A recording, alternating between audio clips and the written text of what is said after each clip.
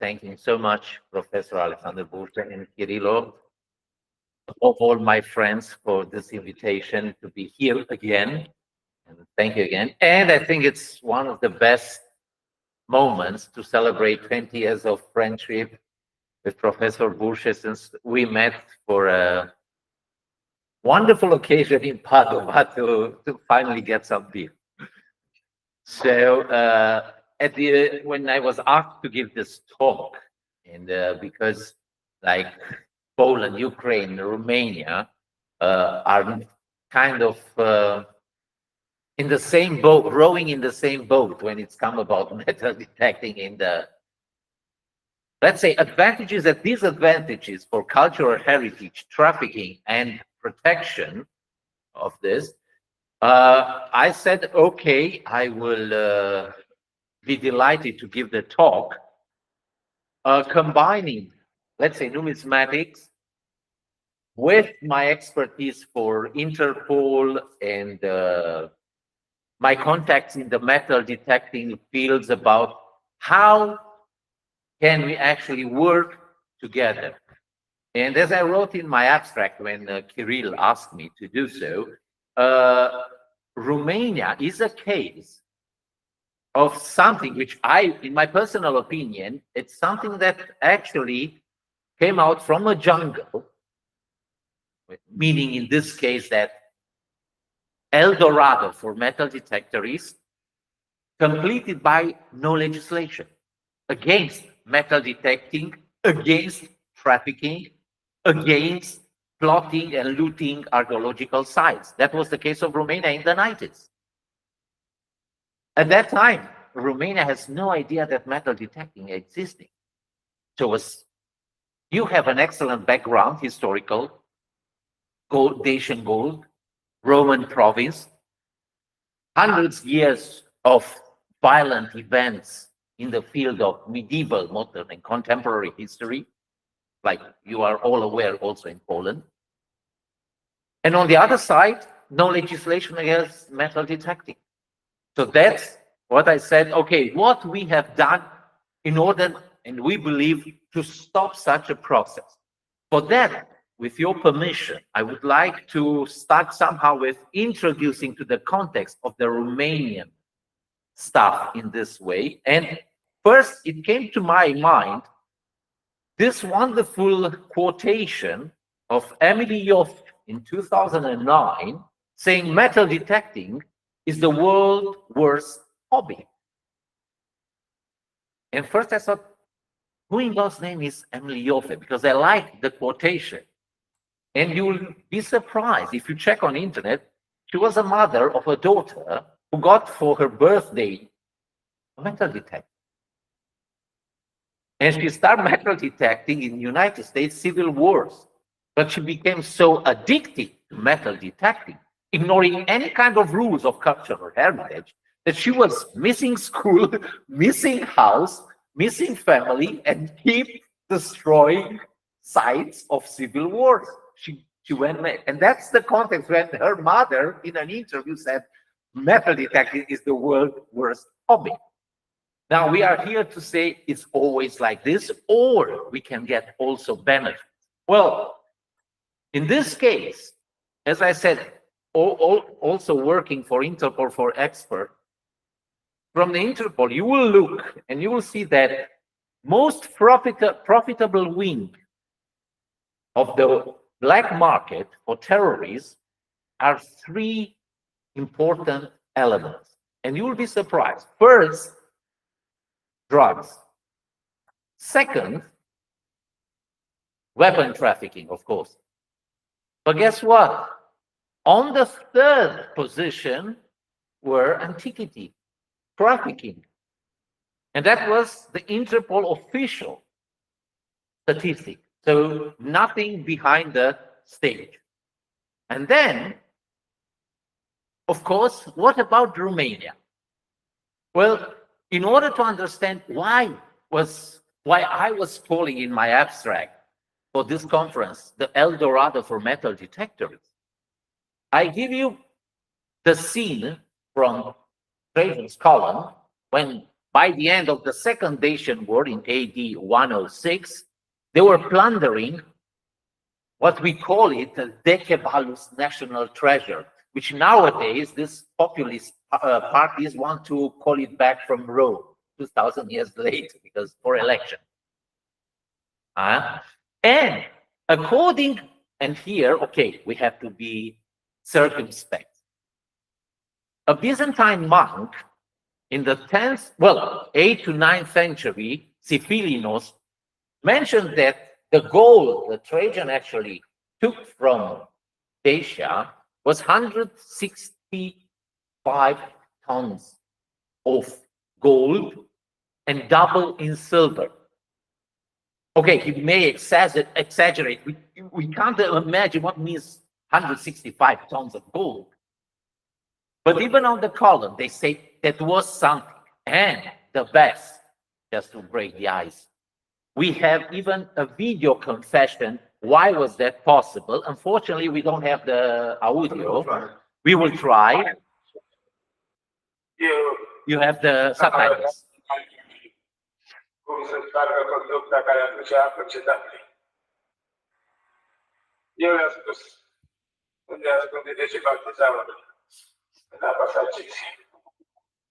So you see, we clearly have a testimony that they stole it for us. And that is from a very famous movie, 1966, when it's called The Column. When we have to admit our first heroic act was treason. Not very well, they didn't think at that time, but that's how it came out. So, but there was something there because back in the 1543, and now we start coming into the jungle in Romania from looting cultural heritage. We have the very famous coins that were found only in one place in Dacia, which is Romania broadly, who was discovered in 1543. That's so funny, like the guy said in the video clip, in a river, 45,000 gold coins. Well, definitely that trader didn't know all about it, Decebalus forts, right? But, and now I'm getting to the jungle. In 2013, I had a project with the University in Vienna, Professor Fritz Mithoff, to study the Kriegsarchive and the archives in Cluj about what was the Austrian army, Austrian Imperial Army doing in 1803, 1804 in the mountains where the Dacian capital was there. The time we actually read about 3,000 pages, and you will see part of them, that's what they were doing actually. It's something like, wow, they didn't have metal detecting at that time, but they were just finding. And it's so important to understand also the mentality, what was in their mind. And it's so interesting to see what they say when they were interrogated by the army and by prosecutors. They were not politically correct at that time, I can tell you. So that's a few cases. This guy, he said he found the gold coins in a cave, which he can't remember where was the cave. And the 6 coins he had, he found them in the grass. Another guy mentioned 1 coin, but he said everybody in the village was finding gold coins. The same guy said people were running up and down on the hills in that area, and they found gold coins between 2 springs. So that's exactly what you will see in the 2000 year later, well, in the years 2000, what the metal detectorists said. So, what is so important? One of the prosecutors noticed that suddenly the poorest peasants in the area could buy oxen, horses, and chariots. To translate it in 1996, to be honest, the guardian of a Dacian citadel from that area, at that time he was a guy who was illiterate and poor, that's why he got that position to get some money. One day he showed up with a jeep at work. Of course, the local police start questioning him, And you will see that he was actually part of the network of metal detectors in that area. So the prosecutor conclusion was only God knows how much and exactly where did they found the gold coins. One witness said that years ago he also found 2 coins, but coins were found for many, many years. And I will kindly ask you to pay attention. None of them declares more than 6 coins. When we check the legislation, for 6 coins, you get the coins confiscated and you pay fine, but you don't go to jail. So they knew that. They all declared, except some silly guys who forgot to hide better their gold coins. So here are the inventory list. That's what we find them, which it says, can you see the mouse? Yeah. Crime classis inventionis. And that's are the interrogatory records. And this is the guy, Popa Arimia, who got 559 gold coins. So that's the guy who actually broke the patterns. That was the moment when the Austrians start asking, wait a minute, why this guy found almost 600 and the other ones no more than 6? That's how we got actually over 230 interrogatories of people, and 100 interrogated with documents declare 80% of them 1-3, and only 2 have between 400 and 559, which something, as Shakespeare will say, there is something fishy in Denmark. So I call it the sociology of the gold rush, the sociology. The guys, all of them, they were farmers. So beginning 19th century, they didn't know to write and read. So they know that one coin must have a face, and that's the Lysimachus, the pseudo-Lysimachus. The other gold coins that was valuable in the area was the one with Akvila, which was the Koso. And they start selling the coins at the town market as gold. And they say, never declare more than 2 coins at the town market, not to get in trouble. Then they start waging them. Why they start waging them?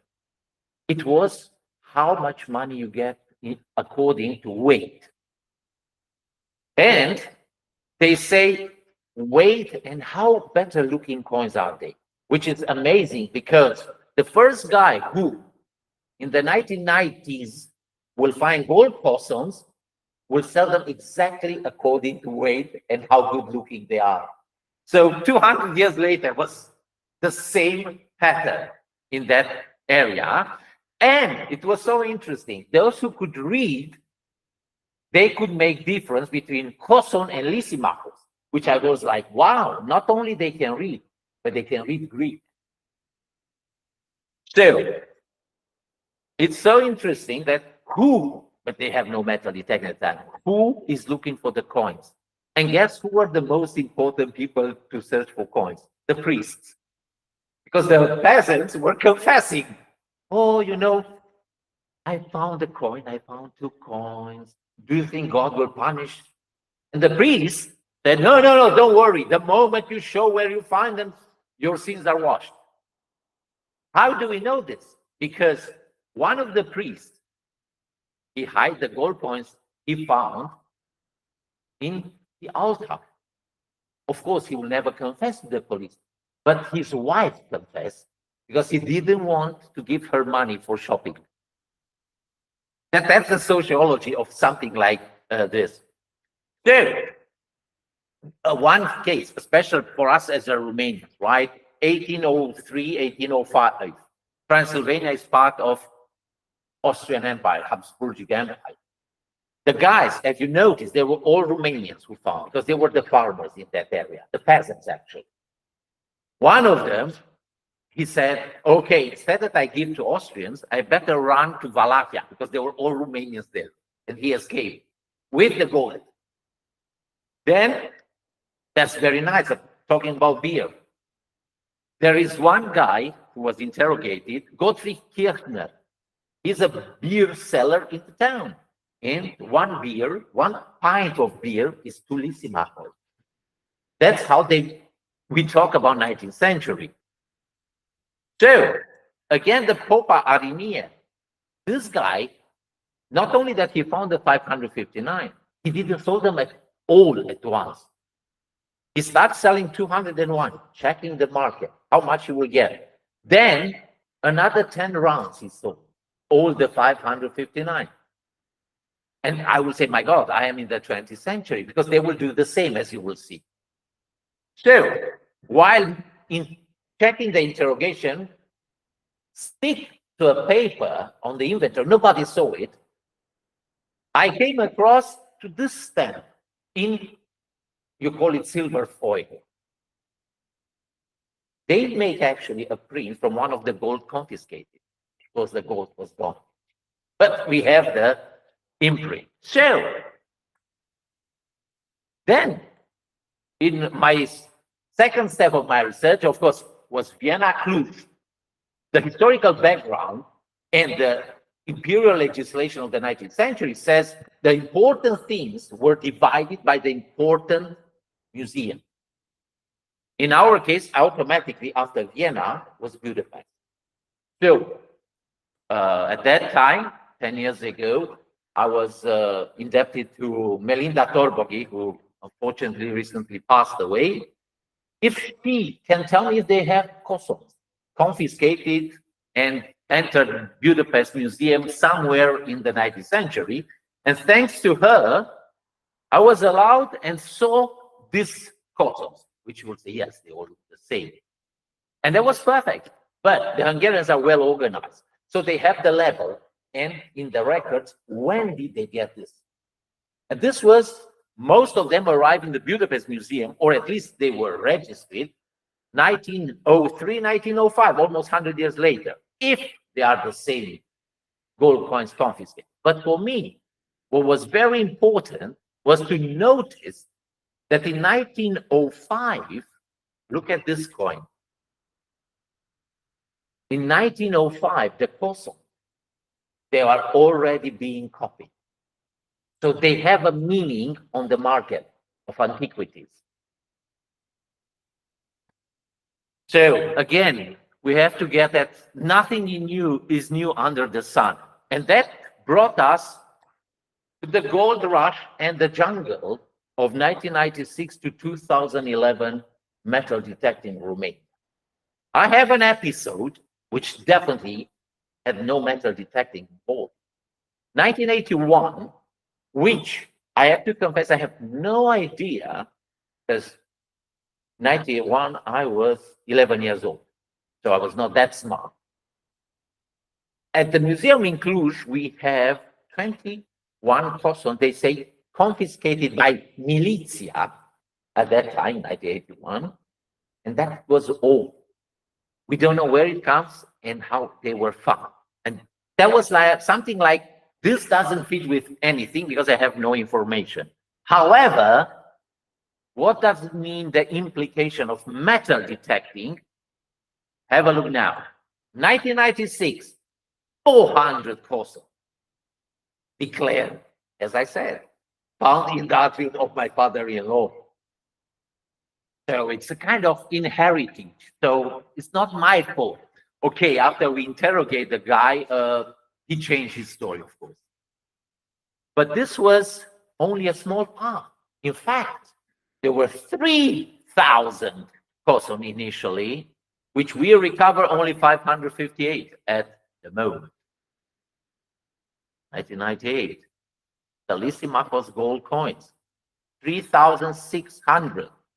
You see, 2,200 for a few hoards, including one of Republican denari. I know Kirill will just drew it here. 5,600 pieces each, and we didn't recover any. I only have a picture. You will see later this one. So, wait, I didn't finish. 2004, 2,300 Kosons coin. recovered 202 so far. Now, if we pay attention to another different kind, look at the years and look what they found. The smuggled hordes from Sarmizegetu's Arabia. So from now, well, I can announce our legislation for protection of the cultural heritage is from 2000. That's when we have a law. So, horde number 1, 1999. 6 Dacian gold bracelets recovered, all. As you can see here. Splendor pieces of art smuggled from Romania. And the best, we have the criminal signature on a tree. Bracelets to the west. In Romania base. Bracelets to the west. Then, the horde called Eureka, like Archimedes, which means this Dacian gold bracelet, but here I don't have the information if actually was just one, to be honest. 1,000 gold coins, Lysimachos, 2,000 Republican denarii, still wanted. That's the picture from one of the guys, because they love to take photos of what they found. Why it's called Eureka? Because the guy wrote Eureka on the tree next to the pit he made. That was because the horde number 3, 1999, or it's called the bingo horde, with 2 Dacian gold bracelets, 200 gold Koson Lysimachos, which I recovered from Frankfurt actually, with Greek and Dacian tetradrachms. Why was called the bingo horde? The guy, when he found, he could not stop and shout bingo. And the shepherd with his sheep on the next hill heard him and called the police, which of course arrived too late. Now, and that was not all. We are in 2000, the horde fort from the Căprăreața here. And look here. Oh, sorry, I don't want to spoil. 10 such gold Dacian bracelets, recovered 3 of them. And we know exactly the pit. Well, the story behind, and that's how we have to keep in mind how to work with such environment. Initially, we knew there were 5. That's what the guys, when they were caught, declared. However, when we went to the find spot, the guy who dig up were 2 poor in mind father and son couple who excavated. And when we told them that, okay, where did you find the bracelets? And they say, okay, somewhere here, and we dig up. And I said, do you know what you just did when you dig up for somebody else? No, one of the bracelets you dig up, it's minimum 45,000 euros on the market. And they, what? For all 10, we got 2 liters of Coca-Cola and 2 cans of meat. And I said, wait a minute, what do you mean 10? But there were 10. And we said, whoa, whoa, whoa, we got it's 5. Oh, no, no, no, there were 5 and 5 more inside the 5. So it's something like a jungle, you see. Everything were like that. So the 5th, the 5th horde, again, signature, peaks, 40 meters that direction. It's always like this. So at the moment, so we have 12 out of 24 we are aware of the bracelets. And now here comes something that it's interesting for us. This is one of, from the police file, I took it, that's why it's all covered, deformed golden bracelets. What means before gold bracelet in this case? When we talk about jungle of metal detecting in Romania, they were all beautiful. As you saw, look at here. Look at them. And you get this one now, before gold bracelets. Because the gentleman who was a local journalist, he said for his own glory to be on local news, he said, look what they found. It's brand new. But so now I have a deformations bracelet, right? That's how he does, because that's a clip from the footage when he, look, it's 2,000 years old and it's brand new. Well, thank you very much. Yes. And here comes the beauty of the cake. All you have seen till now from 1803 to 2011 comes from one spot, one archaeological spot, which is the former capital where they suppose they found 165 tons of gold and silver. And that's the results of metal detecting between 1996 to 2011. Why to 2011 and suddenly stop? From the very that moment, now we have permanent military guarding, satellite survey, video survey. Suddenly, after 2011, no coins, no bracelet. That one step forward. But, of course, for us, it's interesting what was going on and try to recover it. And that's how, so far, it worked out what is called in law, juridical terms, itinerari criminis. One archaeological spot with all this ramification, which usually ends up in New York, London, Paris, or Zurich. Well, I would have loved to say, wow, oh, that's very important for Romania finally got to the most important centers in the world. But in fact, as I said, I was also making some expertise for trafficking illegal artifacts coming from East. And I took permission to show you a comparison map of the routes of what I call them blood antiques.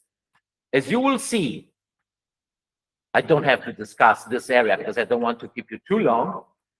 The conflict areas and how do they follow, when it's available, the antiquities. As you will see, the final stage, similar like with the others, because it shows who want to buy what. And everything, of course, comes with the price. Now, I took permission to say, okay, that was the jungle part. How did we emerge, I believe to say, to civilization? Now, according to the Interpol statistic, as you can see, in the last few years, we came down to not that red dot and much smaller than was before when it was El Dorado, and we could be compared with Afghanistan, Syria, and Iraq.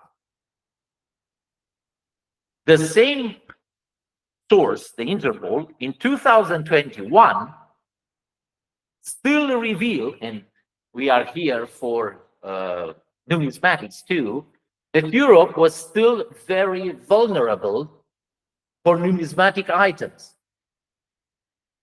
And still a problem, quite a lot compared to the rest. So, how did we do in Romania?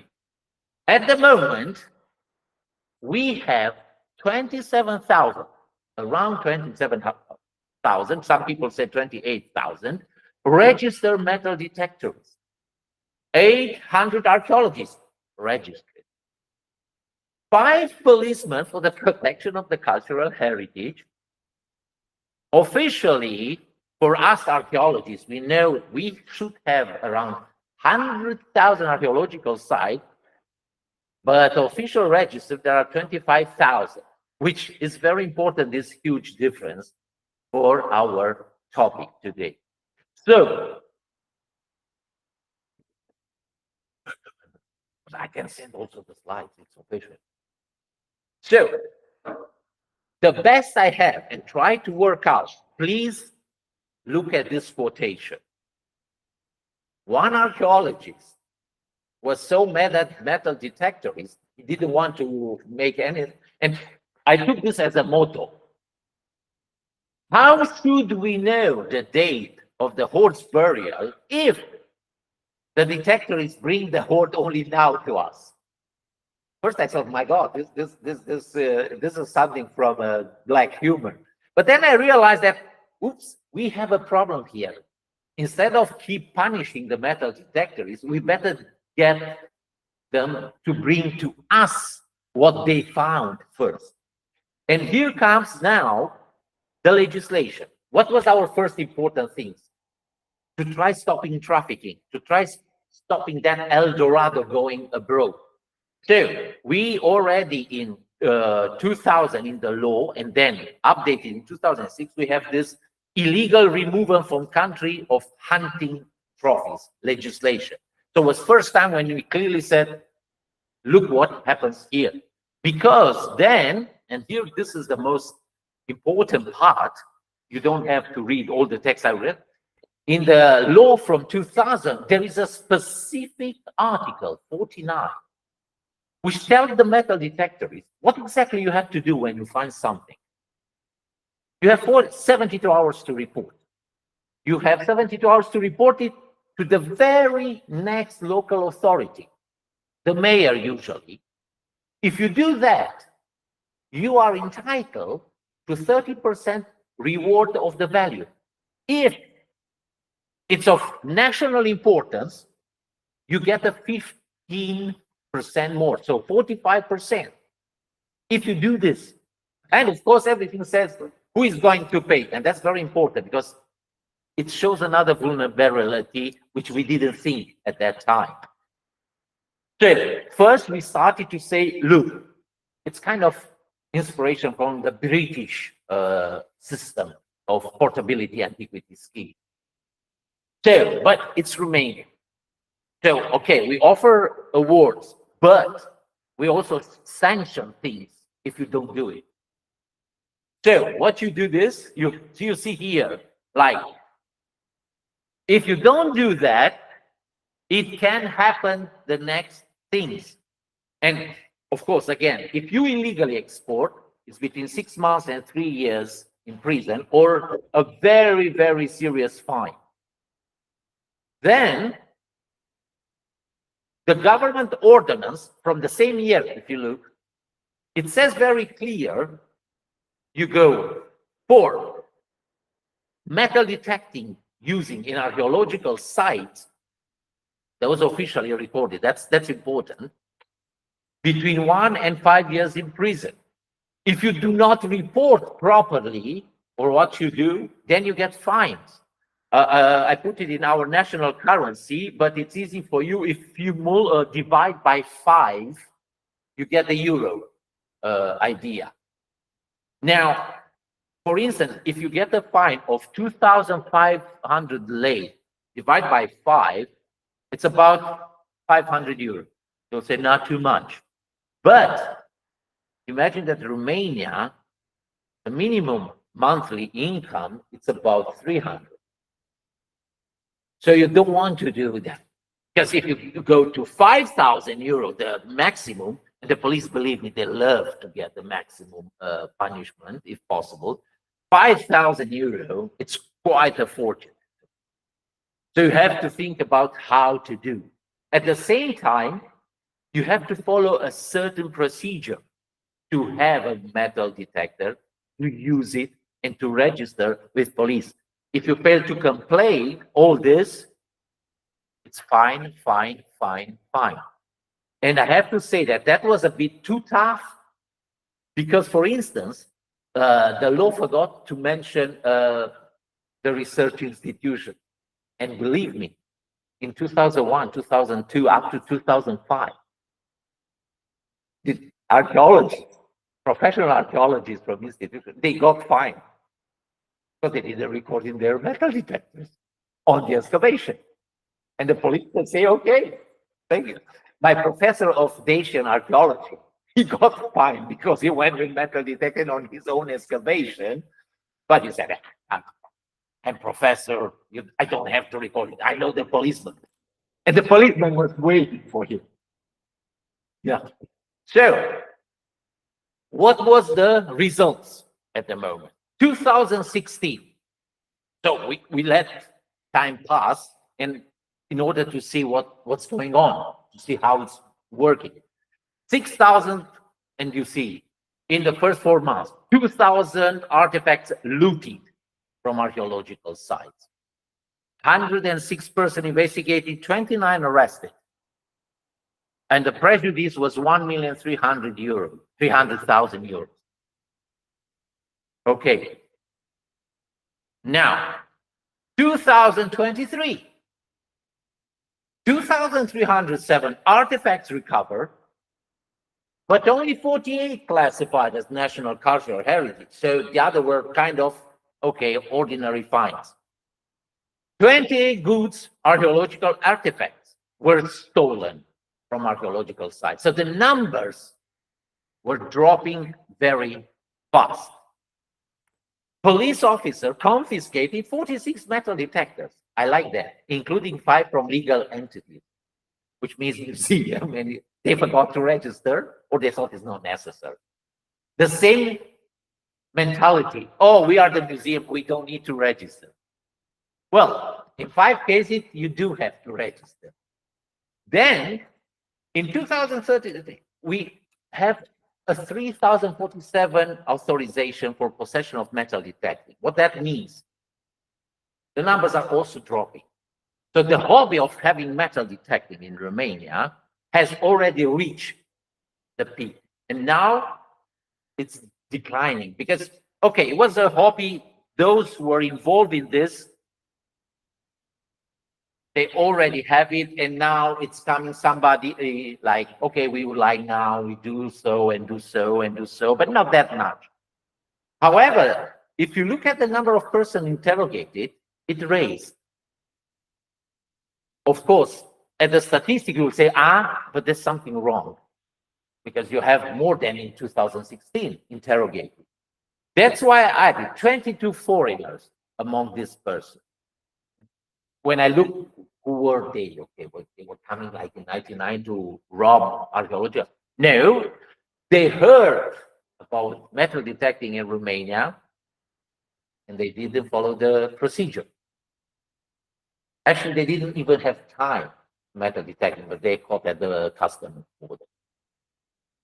The other 133 persons, only 2 were caught at archaeological sites. The others, they didn't have the papers that they were asked for. Registration, how did you get the metal detected? So for us, it was very important to see that practically we are okay. And for instance, everything we are trying still to recover from trafficking illegally from Romania are still those from what you have seen looted abroad. So, okay, I don't want to say that we are perfect. We can't say that. Probably something is safe. But we have educational program, and educational program means we talk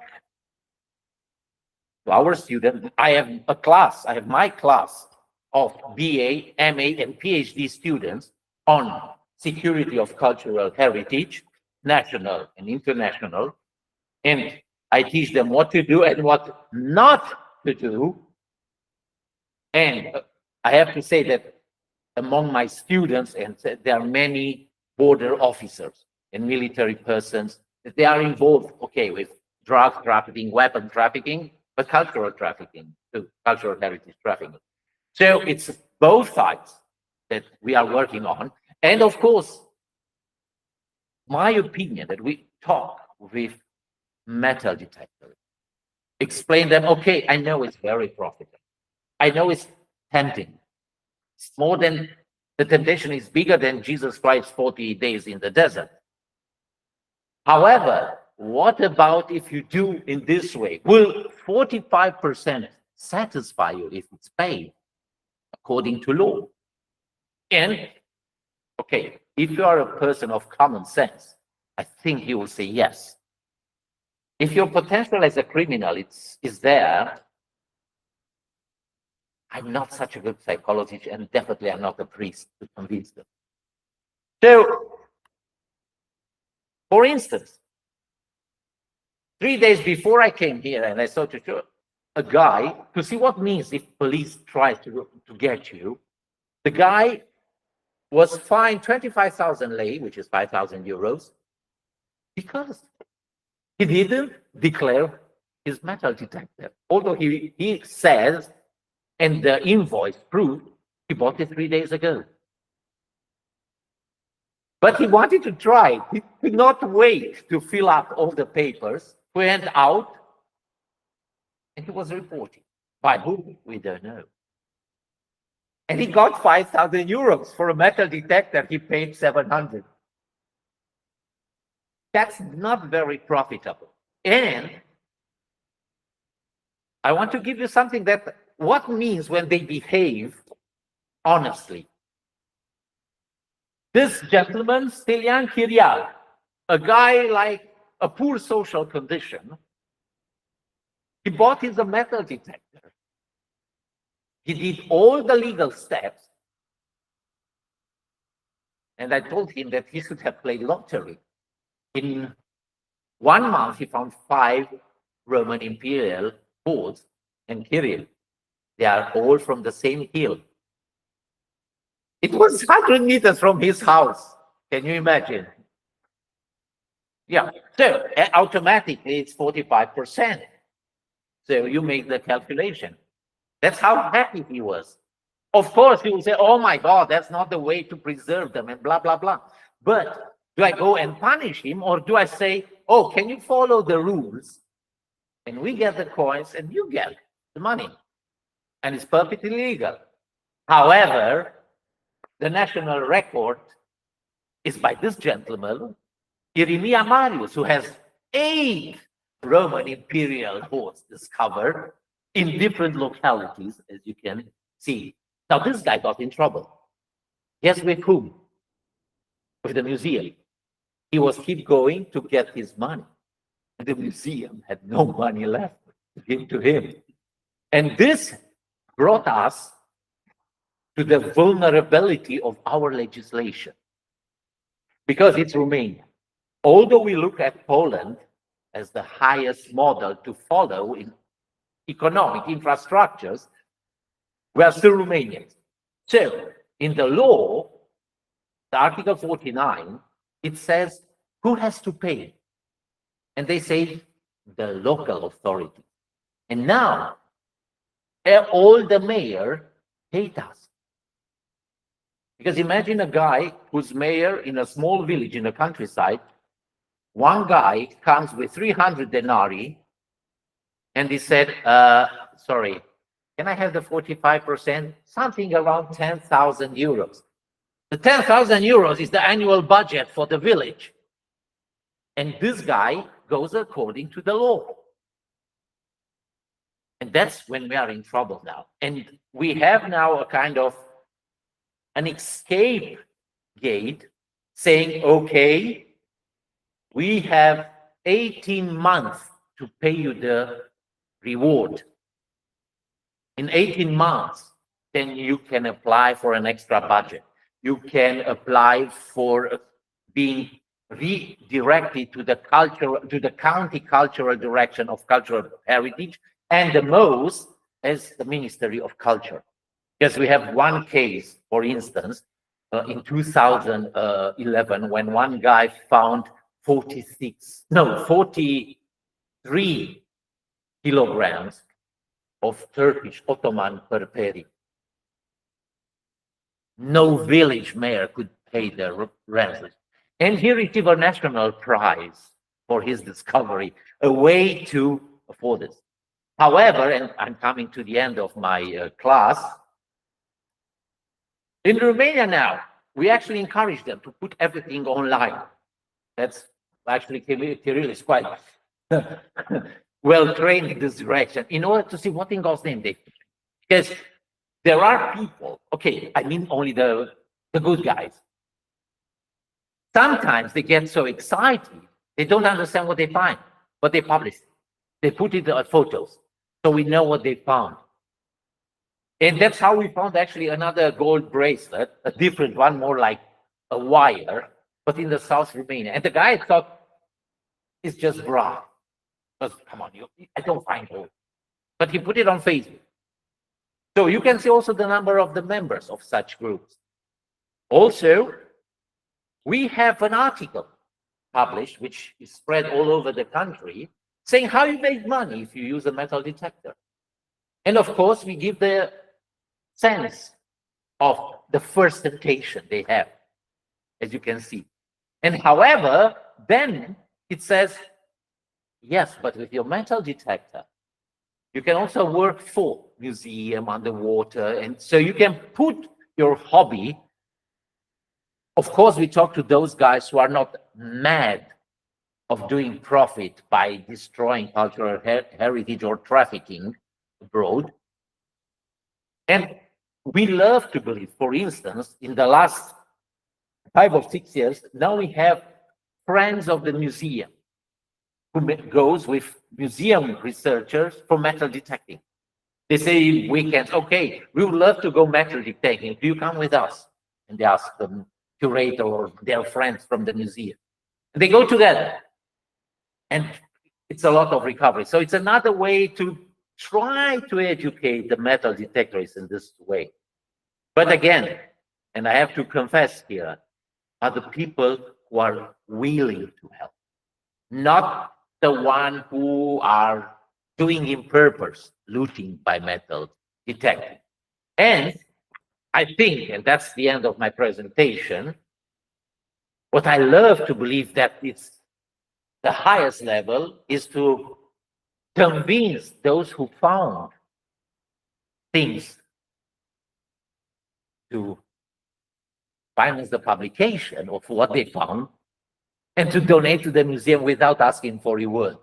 That's one case I managed with this metal detecting association. They found the hoard, about 279 coins, and they financed the publication of the book and they donate the whole hoard to the museum. Yeah. So thank you so much for listening to this presentation.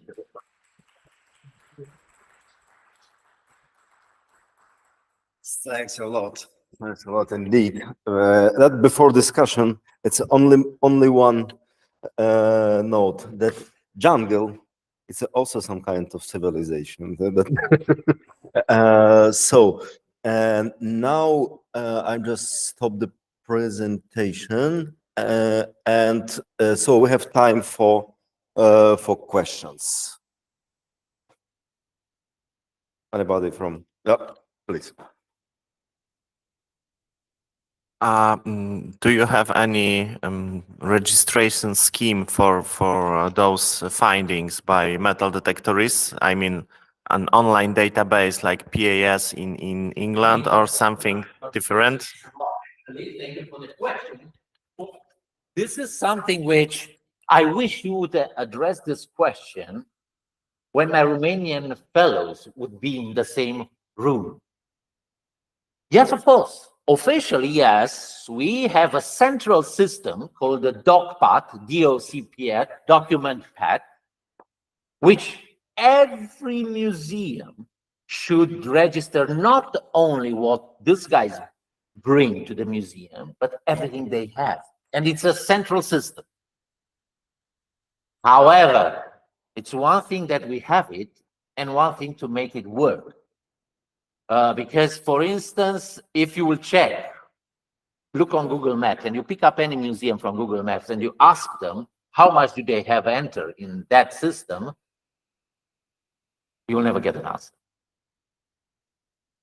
So that's why, but at the moment, I think we are 3 persons now. When we do the expertise, we do the evaluation and all the description directly in the system. So, for instance, the 179, when they asked me, oh, can you do the expertise so we can pay the guys? I said, yes, and automatically I do it directly in that program. So if you have access to that program, because that's also another problem, it's quite restrictive, actually, that one. You can see whatever was found and where. However, if you remember the slide, I told you that we know we have 100,000 archaeological sites, but only 25,000 are officially recorded. Now, the metal detectors, they also know that. So what we did is, okay, that's why I say sometimes we do need a lot for ourselves to be educated to do our job properly. So what we do, the moment they find a hoard, like these guys, they did, one 5 hoards, the other one 8 hoards, and the association, they contact me for expertise. Now, we have, like, again, officially, we have 48 hours. By the time it was reported, one archaeologist from the area goes to the find spot, and with a GPS locator, he records that spot as an archaeological potential site. The moment you press the button to register, no metal detector is allowed in that area anymore. But as you probably realize, the artifacts are found in a quite difficult accessible find spot. And then come the comfort for archaeologists or the museum person. It's, yeah, okay, it can wait. So it's another problem. But officially, we have 48 hours to record it. The people I work with, they do that. They are crazy for their job and stuff like that. And sometimes even with metal detectors, you go there, and the best metal detectors, actually, now they know, the one I try to train and educate, many of them, they know the moment they find hoards, for instance, the moment they see the first coins, they stop. And they come with us to see how many coins there are. Because it's one matter to find 5 coins and you stop. And it's another matter if you find 179 coins. The difference in the reward. And we get it. But now I have to confess, my problem is not that much with metal detectors who do not behave as the law says. It's the problem with the authorities, with the state, with the government. All I'm trying to talk to them, okay, it's a way of hoards discovery because you have many detectors, they know the law, they know how to do, and they buy metal detectors. But that will goes down because, okay, for the people who are not actually in the field, they are just scared how much money they have to pay back. And of course, as we say, probably you know that Romania has the highest inflation in Europe. So it's, if somebody comes like those guys in 1 month with 5 imperial Roman coin hoards, and you have to pay him, and you are somewhere in, the guy was from Neamț County, that's Moldova, East Romania, from a village. Well, he was entitled to 12,000 euros. Even for a small town in Romania, that's a lot of money for the local budget. And now he says that, and we have cases when the mayor starts beating the metal detectors. Why you come to me? Why you don't go to that museum? Because it says 72 hours you have to report to the local authority. It doesn't say the police. It says the local authority. Because police don't have budget for this. The mayor should think to put it. Come on, we don't have roads paid. We don't have current water system. Which mayor will think, at least 10,000 euros should stay for a metal detectorist in case he will find something in the area of the village? Nobody will think about it. So, you see, it's a wonderful legislation, but it has the vulnerability when to be applied. But however, from my point of view, the best is that we stop the trafficking abroad. Well, stop, maybe it's too strong word. We slow it down. Because I will never guarantee that in 20 years, somebody will say, I managed to do it. That's it. Any questions from? Yeah, Nick. So thanks, Christian, as usual. I would like to ask whether you know how many persons breaking your law effectively landed in prison for more than half a year, and how many paid a fine for breaking the law, because that is the important question. What is the effect of the law? Why do you have to ask this question? Okay, from my expertise, I can tell you that's a very delicate question, of course, and you already know. May I say that I have two important phases. The one that involved those guys from 96 to 2011, because, okay, we have all the names, we prosecute them, and we got some of them. From what I'm aware, from 27, we have 12 ended up in prison with a total sentence of 115 years. But the other ones, they went to countries which Romania have no extradition treaties. And the most embarrassing is one of them even sent a postcard to the prosecutor and saying, hi. Now, the second phase, it works, I don't know to use the right word. From what I know, again, because of course I don't check how many we put in prison. I don't like that stuff. From what I have from my colleagues, policemen, that they work, well, they come to this, okay, now we don't have this huge privilege of millions of euros with gold bracelets, gold cossons, gold lissimacos.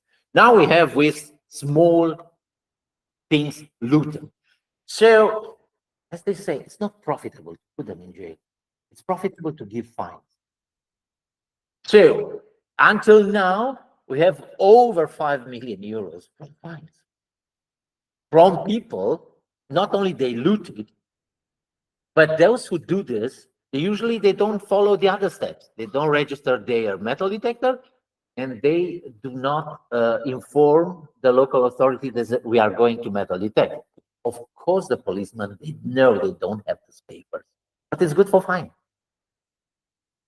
So at the moment, like for last year, as I said, I have 133, of which 22 were foreigners, so they were actually ignorant of the law. The other ones, 80% of them, they didn't have the papers documented. And the rest of the 20%, they were the ones with criminal potential, but they don't go to jail. They pay a lot of fines, and we hope it's going lower and lower. But I can't tell if it will ever stop. Any? I'd like to ask two more questions. One at a time. Okay.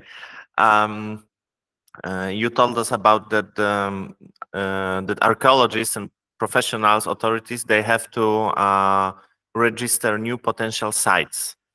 And I suppose that that metal detecting by amateurs is illegal on all archaeological sites that are registered. And how do people know where they don't, when they can't, where they can't go into the field? Where, how the restricted areas are presented?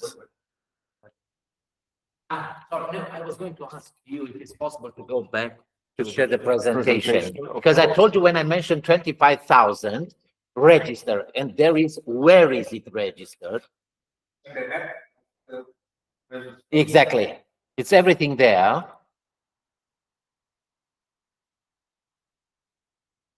Uh-huh. No. Just. Oh, sorry. Just a moment, please.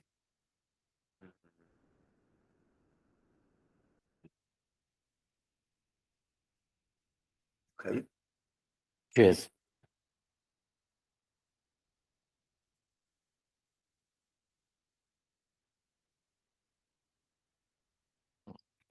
Yeah, sorry for that. Just give me a second.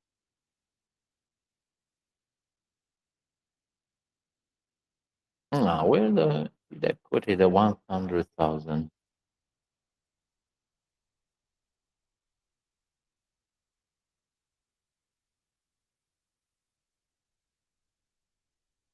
Here. Do I have mouse? Yes. National Register of Archaeological Sites, NRAS, or if you check Romanian, it's RNA, Registru Arheologic Național. It's .com or something, raw, or I can't remember right now. So they are forced by law. The moment they go out, they have to check if the area they are searched is not already there. Oh, it's online, of course. So, of course, yeah.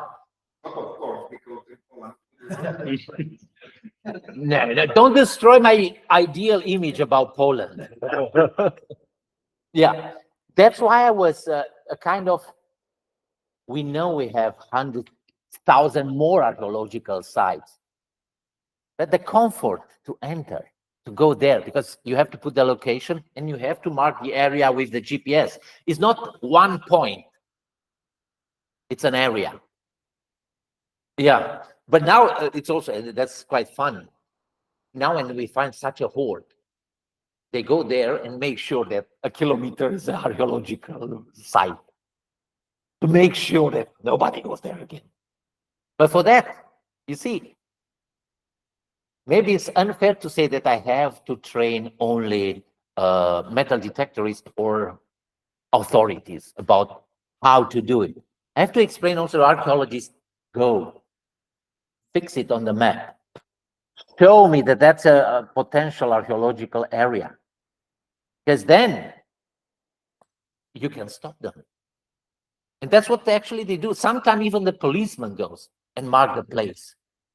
Those who are trained also in archaeology, policemen, knowing that, okay, a hoard was reported in this spot. So I make an area and entering. Or I send all the documentation to the archaeologist, so he doesn't have to come here. We try. Actually, we try quite hard nowadays. Yeah. Because we also know, and that's part of the process.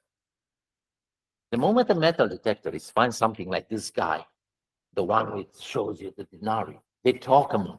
If we don't move fast, in 24 hours, there are 10 other metal detectors at the very same spot, checking if there is no more other things, or maybe there is something around. And we can't allow that. If they can do it before the archaeologists, I'm sorry, it's legal. And to put the other flip, it's the same when I do the recovering from trafficking. If I am noticed, together with prosecutor or the policeman, that there is an auction in somewhere in the auction house in Europe, and it's online, and I can say, oh, it's gold cousins. Whoops, we have to stop. We can stop it. But the moment the object is sold to somebody who auctioned, it's getting a legal status. I have to sue the auction house for trafficking something. But my interest is to recover the cultural heritage. And believe me, this auction house, they have very good lawyers. The second. My second question is connected to criminal offenses and sanctions.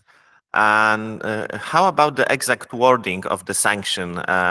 Is it punished generally the use of metal detector on the archaeological site, or do you have to prove that the detectorist used his device in order to look for cultural heritage and so on? Because in Poland, it's a big problem in proving on what purpose somebody was using a metal detector. Yes, thank you for the question. Yeah, it's a very good aspect to look at. Do you know how we do it in Romania? It's only if you caught him at the site. Otherwise, impossible. Yeah, any lawyer will prove that actually we can't prove it. It's only from there. Okay, if I found somebody's that he found a Koson, a Lysimachos like that, or a Dacian, I can prove it's from that site because it's the only one that produced it, which nowadays it's, as I say, it's 24-hour military survey there. Otherwise, if we don't cut them there, sorry, no, we can't actually. Yeah. Even if we know he was there. If he's not there, by the time I saw him metal detecting, or the policeman, not me, I'm not doing, it's not my jurisdiction, we can't do anything. But such a guy would be punished for not reporting. Oh, yes. Alec, you have. So, do I understand well that the formal institution, legal entities are also obligated to register ownership of the metal detector? Because you mentioned five, which who are? Yeah. And we do. What are such institutions? An example who? National Museum of Transylvania. Yeah, they went with the metal detector, and the policeman who knew the legislation come and ask to see the papers. Because there is no difference in legislation saying legal entities are excluded from registered metal detectors. After the experience with 96, 2011, we don't want to discriminate anybody. And of course, we have to admit there is also suspicious. Well, even if you check newspapers 10, 12 years ago after the 90s, we had colleagues who replaced genuine coins with copies in the museum. And the most profitable ones were those who remove ancient coins with modern coins, because nobody was checking what if it's inside. Everybody would do the control. They were checking if there is something in the envelope. They never thought that there would be such people to remove them and put a modern coin inside. So even with metal detecting, it's a trouble. And was a lot of troubles. Probably you remember 22 years ago, the Rocha Montana, Alburnus Maior, big scandal. Because it's an area of Roman mines, which became now very important because it was considered one of the most important gold core mining settlement. It was a huge scandal. Only like 2 months ago, it was settled that Romania doesn't have to pay $2 billion fine for excluding the guys because of the environment. The Roman mines were not exhausted. It was the technology. So Gabriel Resources, they came and they realized that, oh my God, it's gold, and beside gold is uranium, it's selenium there. At that time, that was 2000, 2001, 2002, when so the legislation was not available to everyone at that time. We didn't have the procedure how you register a metal detector. And of course, we have 46 archaeologists at that site excavating so they can do the business later. But first you have to take the preventive archaeology. The archaeologists to go there with metal detectors in a site which they actually expect to have gold. The gold corporation, they just want mad because they thought the archaeologists were going there to steal the gold. That was the perception. So from that time onwards, there is no difference between legal entities not to follow the same legislation as the private ones. Yeah. So as I see, we have no question from our online. We have no question from our online participants. I have just small question. So first a small remark that I absolutely agree with that the educational process and propaganda with the work with the metal detectors, it's crucial. Actually, I think it's a Danish way, yeah, and UK way for, and I think it must be European politic to educational process, not for the separate countries. I have a small question. Do you know how active Romanian citizens in metal detecting abroad? I mean, in UK, in Spain, in Italy, and how is what's important for the current situation in Romania? Oh, thank you. Thank you for raising this question. That's what I like, actually, and thank you for bringing up. What is interesting is this, I hope, and I'm totally right, because to be honest, I didn't document this, because when I document stuff like this, I usually look at the police file, not what I would like to believe. In this case, I could not check, and I didn't cross my mind to go that deep. But what I found interesting is each time I was notified that it was a code red breaking archaeological site for looting, they were not Romanians. Or they were too good to be caught. Okay, I hope not. Second aspect, which I noticed in the last 3-4 months, on this social media, that's why I was smiling when you asked the question. I saw questions in the comments. Does anyone watch the legislation in UK? Does anyone know the legislation in the Netherlands? And last Thursday, one guy asked, oh, can we do metal detecting in France? So the moment they start asking, I still believe they are good at heart. And to the first aspect, it must be a political educational program. And I would love to add that we have also to look at the cultural background of each nation. I have to confess, this gentleman here, the one with the 5 holes in 1 month, he is from a countryside village. What he knew that he can get rich by metal detecting. And so I have to apply and I have to educate him that, okay, you can get rich, but you can do it legally.